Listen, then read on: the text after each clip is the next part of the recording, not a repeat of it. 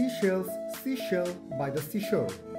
Many of you heard this rhyme and break a tooth or two trying to repeat it, but a very few of you know who this she is. Her name is Mary Annie, and she did more than selling she sells.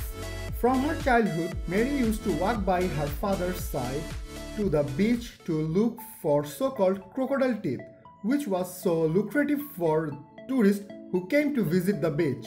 Her father fell from a cliff during one of these shell collecting trips and died 3 years later when she was only 11 years old. Mary managed to earn few monies by doing some work in the local town, but very often she went back to the beach searching curiously for she shells. One day she picked up a big shell when a tourist was passing by who wanted to buy the shell for money which worth 1 week of food for her family. And Mary just understand. She can reopen her father's business. She and her brother went back to the beach for hunting shells, and her mother became the new manager of the shop they opened in her living room. It was Mary's brother who has the real discovery for the first time. He thought he found a skull of a crocodile, but as he has a real job now, so he left shell hunting business. But Mary took the challenge. She spent her all savings hiring some laborers to dig up the rest of the skeleton. And bam!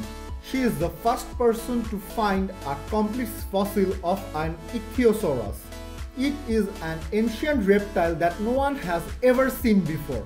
A wealthy collector buys that finding with a very high price. The fossil is displayed in the museum where it attracts thousands of people, and the famous the Geological Society of London. Back then, scientific community just had an idea that if evolution is true, then there must be some species that are extinct, which means they are no more. And here it is, Mary's fossil, a proof of an animal that no longer swims the seas. The Geological Society started discussing and examining the fossil and started to debate if it was some kind of fish or lizard or aquatic bird. But one thing they never discussed, the person who found the fossil. Though no one really cared about Mary, but a lot of them came to the source of the finding, and they found a young lady who became an expert in finding and excavating fossils. And as always, she sold those fossils to collectors and geologists to support her family. And after buying those fossils, they simply turned their back on her and take credit for the find. But she had no time to cry about credit. After all, she is not as wealthy as these scientists. She has a family to feed, and she was also busy reading any book that she can find from this geologist. She also dissects any dead animal that she can find in her little beach. Though she was self-taught, she can argue with the most brilliant mind of that age. Because of her findings, a totally new branch of science developed called paleontology. But it is unfortunate that when the whole scientific community is busy with her findings, her little shore ran dry of fossils. There are simply not a lot of new findings.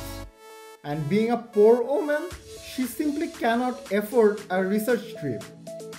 At the age of 30, her mother died, and soon her bank collapsed.